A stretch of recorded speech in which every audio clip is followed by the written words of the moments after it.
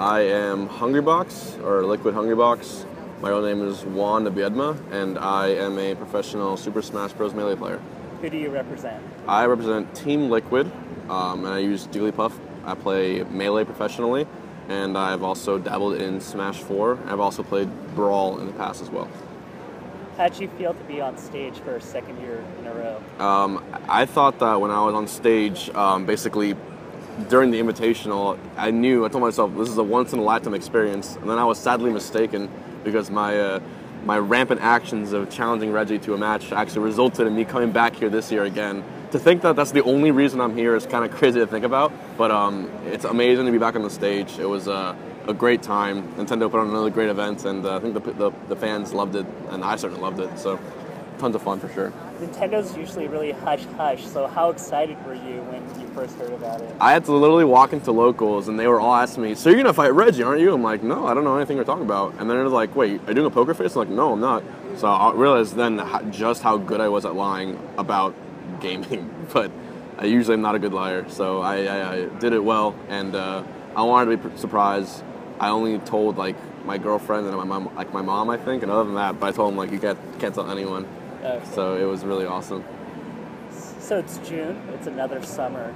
How It is. excited are you? This is a summer of Smash, and summers have proven to be, heartbreaking and the most exciting things at the same time for a Smash player, because it's your time to shine, and it's like, every season happens. Like the NBA Finals is happening right now, and I feel for all those basketball players who basically have been training all season, and this is their moment. And hopefully Steph Curry wins tonight. Let's go Warriors! But like, just like the basketball players, like this is your time to shine. You could lose locals, you can get wrecked in small events. I have been a lot. Pleb and Cobalt both messed me up pretty bad last week, but I usually don't lose to them. My record's pretty good against them. But just like that, just going to show how good the players are getting.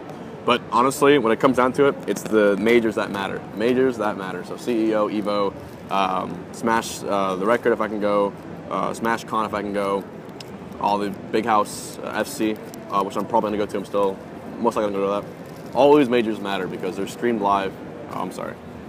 All these majors matter because they're streamed live, and it's your chance to basically showcase your talents and your ability to keep yourself composed under pressure for a long period of time. And that's where I think I shine. I think in the big tables where I shine more so than small events. You've been in a lot of Game 5s lately with a lot of players. How do you keep composed? I'm actually not surprised that so many Game 5s have happened, only because I play Jigglypuff, and Jigglypuff is completely momentum based. Game 1, I always throw the same style, always Game 1. If that doesn't work, I switch my style Game 2. Depending on if it's best of 3 or best of 5, I usually save a very aggressive style for Game 3. But it's a hidden aggressive style, and it's hard to explain, but the Fox Puff matchup requires momentum to be constantly conserved, and I try to do that between standing up and just doing an unhealthy level of focus into the game, and just how much my mind I'm dedicating into a match and being patient. Sometimes it causes me to feel really pent up, hence the pop-offs. Those aren't never an act. Like, that's just me that's releasing emotion, because if I don't do it, I'm gonna have a heart attack or something. So yeah, you gotta put a lot of focus into the game. You gotta be on top of your feet at all times, and I think myself and other top Melee players who have made a name for themselves in Melee, they know exactly what I'm talking about when I mean conserving momentum and playing on your toes. So I'm not really a believer in Jigglypuff being 5, and a lot of Foxes have been really close or beaten you lately. SBAC, Leffen last year, Lucky, Mango, Cobalt as well. How are you surviving this Fox heavy meta right now? A lot of the practice I do at home, I have 2 main training partners during the summer. That's Captain Crunch, who is my oldest training partner, Lewis. He's back at home from Florida from Maine, and Uwa, he was ranked in top 20 in Florida's last PR. They're both very different Fox players. One's hyper aggressive, kind of in your face, similar to Mango, and the other one's very laser heavy, similar to Lucky. So I've been trying out new styles of approaches, and I think it's perfecting the neutral game. To be the best player in the world as Puff, you have to not only never mess up a neutral game, but every single time you land a grab, you have to either kill them or shake them enough to where they can make another mistake. Because you can't always get the kill. It's difficult, especially with platforms in the way. You have a stage like Final Destination where you can get a grab and you can try and kill them, but there's no platforms, they can't tech. So if you're playing well and you read them, theoretically, any up throw, any grab on Fox should be a kill as Puff.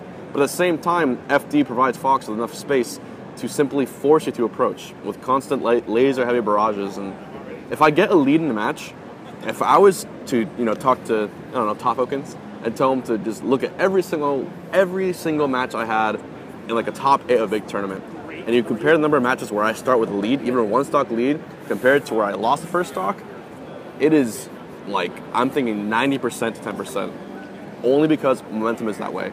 Do I do comebacks? Of course, all the time. Mr. SFAT, I had a crazy comeback on him, so much that I nearly passed out from excitement. I couldn't believe what was happening. But it's taking advantage of the nerves of the other player as well. And being fit and being active and being awake is important for me.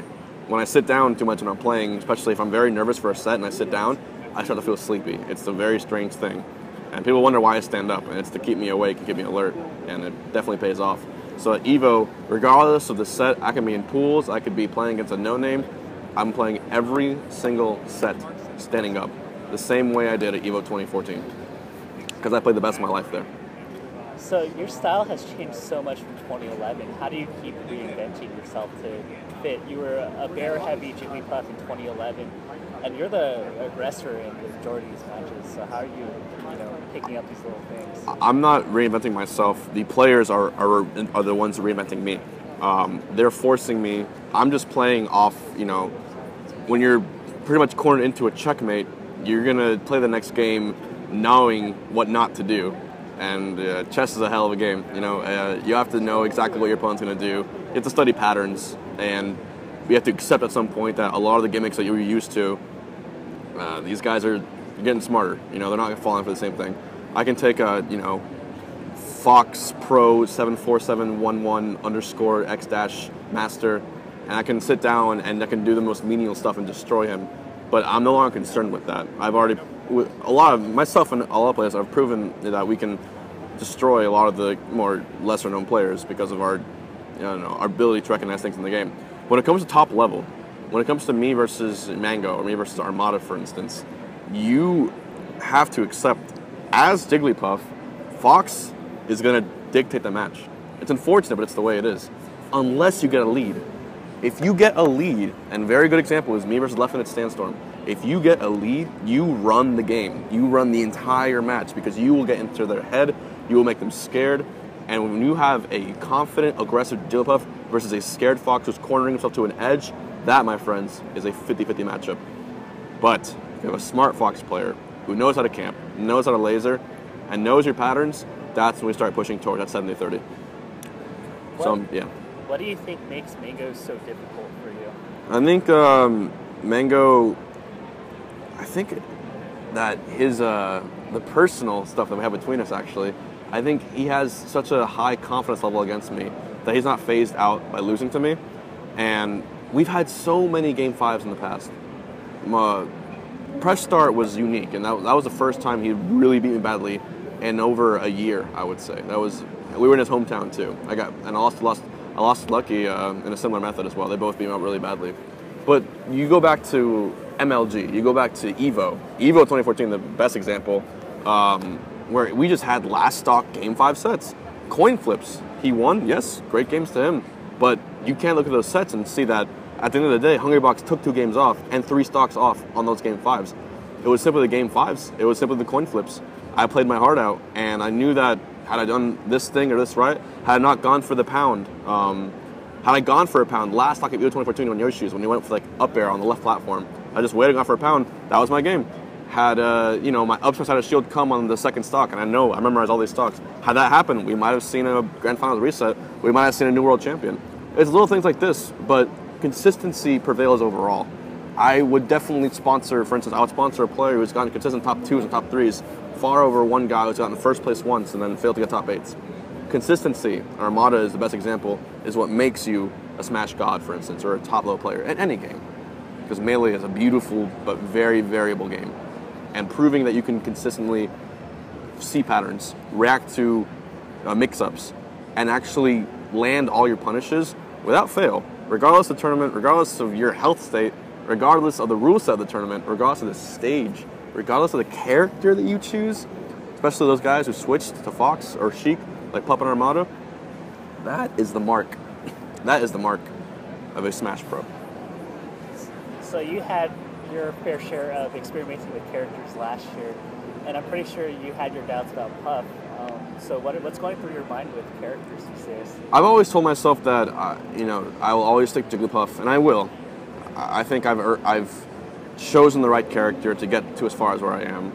And every once in a while, I'm playing at home, I'm playing Fox, usually off stream. When I play Fox on stream, it's bad. It's because I'm actually playing on the computer. But when every once in a while, this is like once a week, I play Fox so dominatingly, my Puff can't come close against just my training partners. And it's so hugely dominant.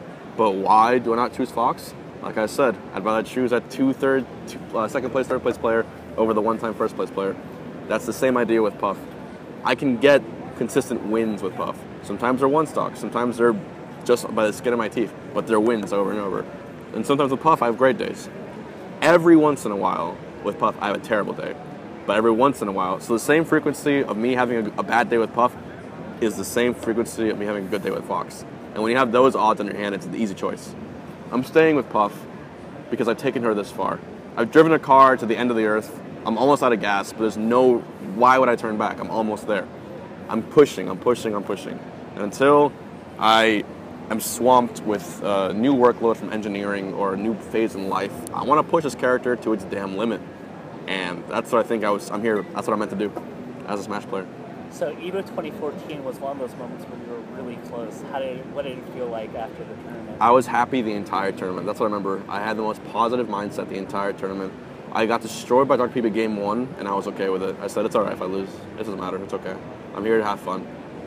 And then I won the set. And it was just like, so to think that the last time I played the Apex champion, I beat him, is crazy to think about. But it's like, why is it that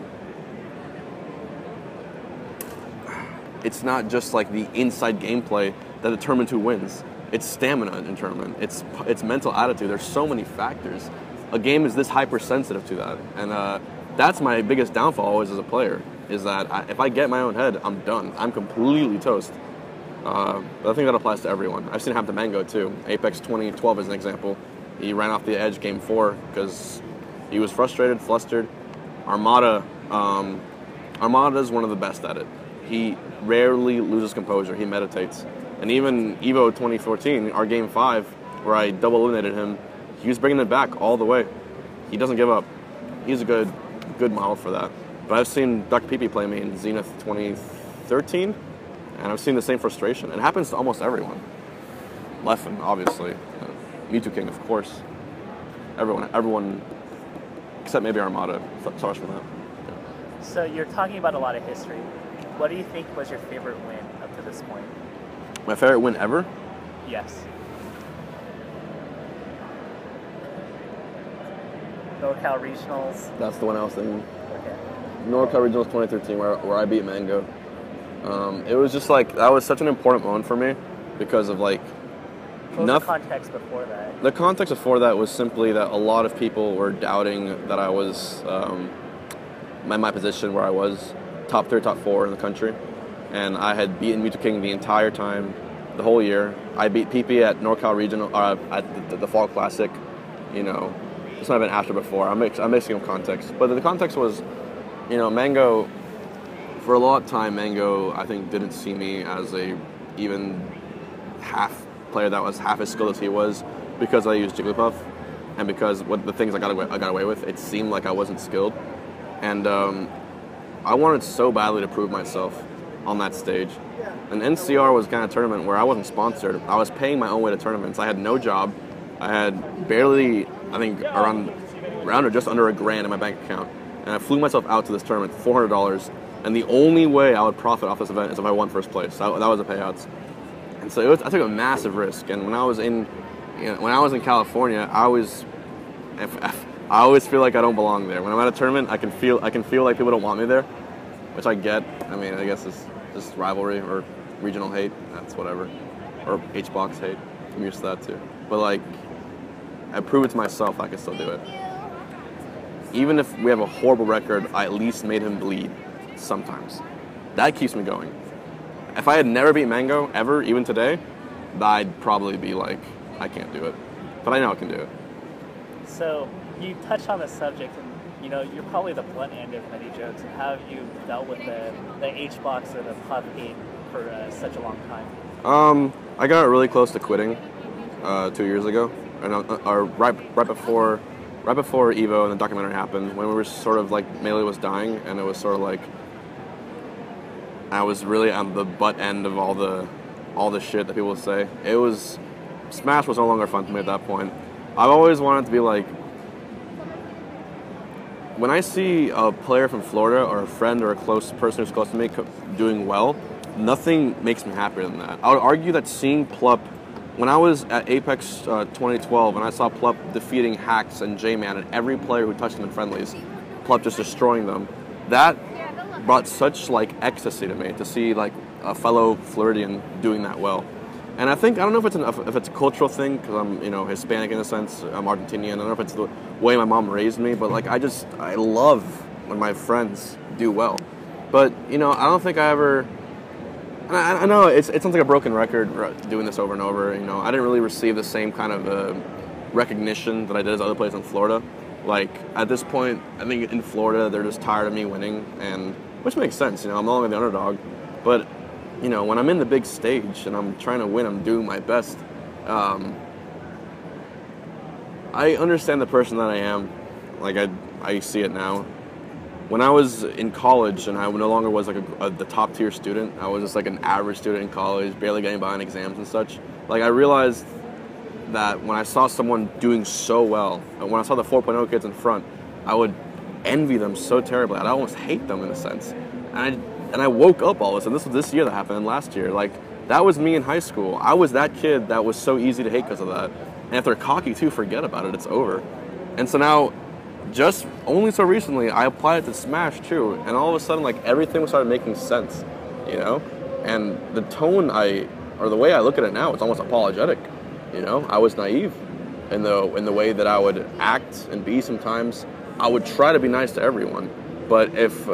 for instance, there was one time where I lost left in an Apex 2014, and I was so upset at myself. I started walking away to my room, and a fan of mine, walked to me. He was saying, "Hey man, hello, it's okay." I was just like trying to shut him out. I was walking. Sorry to interrupt you guys. You guys with Nintendo? Oh, yeah. Fabulous. Oh, cool. Yeah. Great. Thank you. So anyway, yeah, I lost to Leffen, and basically, when I lose an upset and I underperform, I hate it so much. And when a fan came up to me and said, you still played well, I told him to fuck off, actually. That's how I'm at it with my own fan. And because I was like in this rage, really rude, really immature mode, and I felt terrible about it. Like, after an hour, I'm just like, why the hell did I do that? And I couldn't find the guy for the rest of the day. So if he sees this, I'm really sorry. I take this game sometimes way too seriously. But certain examples where you try to be nice, but you're human and you slip up and you do or say something you don't want to. And I know now there's nothing I can say or do to ever get the entirety of the West Coast to like me for who I am. I want to be loved by everyone. I really wish I was, but I accept that that's not going to happen anymore. The only thing I can do is play for myself and the people who do care about me. And that's what got me by. And when I was in Evo, there was one guy there named Sean Overman. He was an old friend of mine, me and my brother's. And he happened to be there. He followed me on the entire tournament, coaching me, supporting me. He didn't play the game that much, but he was just there like, you got this the entire time when I was down. And I just loved how you had that one person. I remember the day before Evo, it was the end of that emote contest that I made on Reddit, and I saw all these people pouring fan art and stuff. That just lifted me up so much. And it's like, I literally get momentum off these like fan spirit bombs and from the support. It's huge for me. It's so big. But when I feel like I'm fighting for no one, there's no reason to fight. And that's maybe probably cheesy and poetic, but that is how it is, for me at least. Yeah. How do you view Florida as a region right now? Second to California. Close second. Regional alone, okay. Best region SoCal, obviously. Second best region, you can give it a toss-up between NorCal and Central Florida. I think Central Florida alone, this Cobalt, Plup, Wizro, myself, Gatsu, that's so incredibly stacked. Right below that, you have what, Gravy? For five players in one little region, that's incredible. Not to mention, by the way, we're all from the city of Orlando. A city, one city alone has that talent. And, you know, it just, Florida has been grinding it out really well. I want to believe, it's probably not true, but I want to believe that I was a motivation for them to do better, to finally, you know, be like, how did he get so good? Why can't I do that? And I've seen that. I've seen that hunger, especially in Plup. I've seen him want to succeed and be that top player, and he's finally getting there with Sheik. You need that thirst. You need that hunger to do that. I'm glad. I'm very happy for Florida. I want everyone to just kick so much ass at EVO, especially CEO. We got to hold the fort down for sure. What's your tier list right now? There's a 2015 tier list. I think Fox takes the first 5 spots, and then 6 is Falco. Below that, I would put Sheik, then Marth. 5th, I said Ices before. I said Ices in the past before, but 5th. I mean, there's 4 really good Ices players, and they can all win. So screw it. Ices is still 5th. 6th is Peach. 7th is Puff. 8th is Falcon. And then we don't have to go much further. Yeah, look at that. So going into the summer, who's the one person you just want to win? Mango. Mango.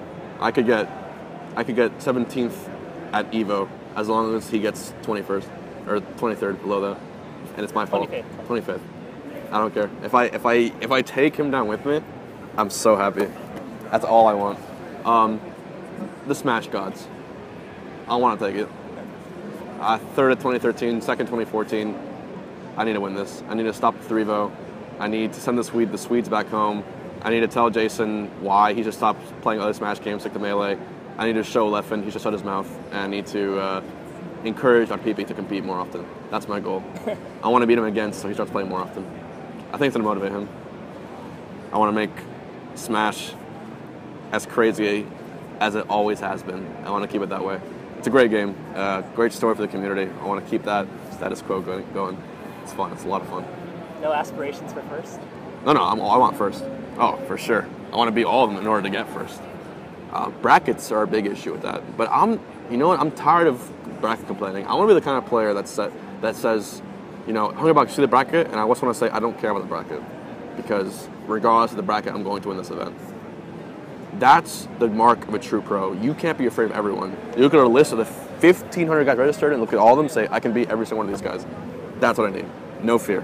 No fear, positive mental attitude, and just like, you got to go in so hungry. And playing perfect too. Eating active, staying awake, standing up, fan help. All these factors mixed into an enormous quadratic equation. Yeah, not quadratic, like, you know, it's a fit power. I mean, if you really want number 1, you have to be everybody by default. Any shout-outs? Shoutouts to Team Liquid, of course, all the help they give me. Shoutouts to Nintendo for letting me go to E3, getting me here. Shoutouts to Reggie for being honestly the best sport that a guy can, you know, play against. Not a lot of executives of a company this big would do that, and I think for him to do that, that speaks very well of him. The trash talk that we did, it was all in good fun, all in good jest. We're on good terms, we're fine. He's the one who actually got me to stay at E3 right after that happened, so much love to him. Shoutouts to HyperX, great headsets, G2A, Need for Seat, of course Nissan and HTC, and Quest Nutrition. So thanks to all my sponsors as well. And shoutouts to Florida, Captain Crunch, I'll go for Amanda, my mom, the entire community. Let's keep Smash going. 10 more years.